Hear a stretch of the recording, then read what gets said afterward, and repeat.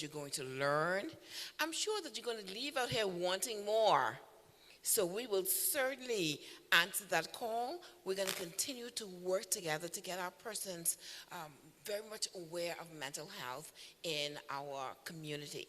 So without further ado, it is also my distinguished pleasure to introduce our speaker. Now, I have to read from this tiny screen, so y'all bear with me. Even though I just want to say, just welcome my friend. But I'll pay some respect and give some more information.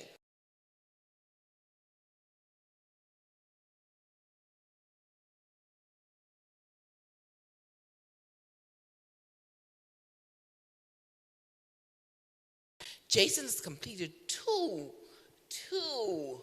earned doctoral degrees, one with mental health as his area of conceptualization, and a doctorate in leadership and administration from regionally and nationally accredited agencies. Dr. Jason is a certified family therapist, certified human behavior specialist, and a certified John. Now, Dr. Jason has been involved in ministry, civic ministry, and social ministries, and he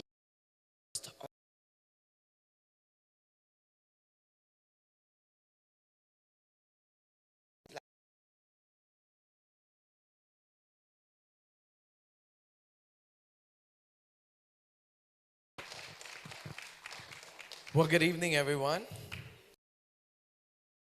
Before, I'm first.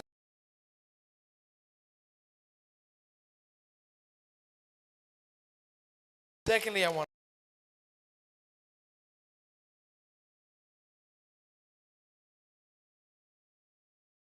But the rest of us, isn't this a beautiful?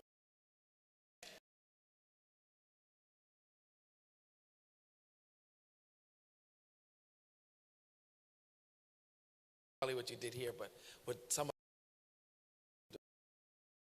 this for us tonight, free of charge. By the way. Be so pass. Wink, wink. Kidding. And first is I want suicide. Very interactive. Those of you who saw it online.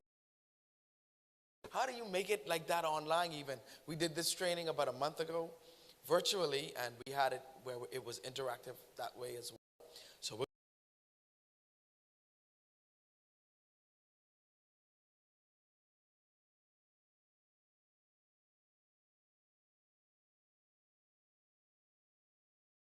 again, if you're listening, say I am. All right, it's going to be engaging as well. So I'm a mover. One of my mentors, she always says, you move around because you make people nervous. That's how you know if they're listening to you. Right? Good. All right, so first question. What is your perspective on suicide? Anyone? Just jump up and say it. I may need a mic runner. Go ahead.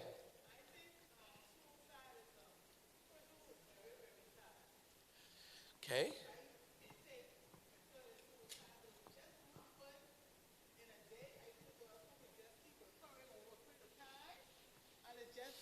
The limit for that person.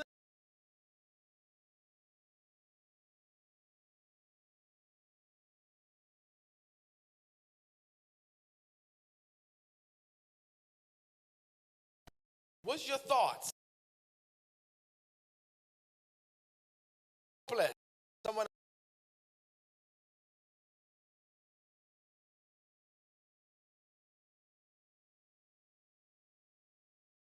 for some.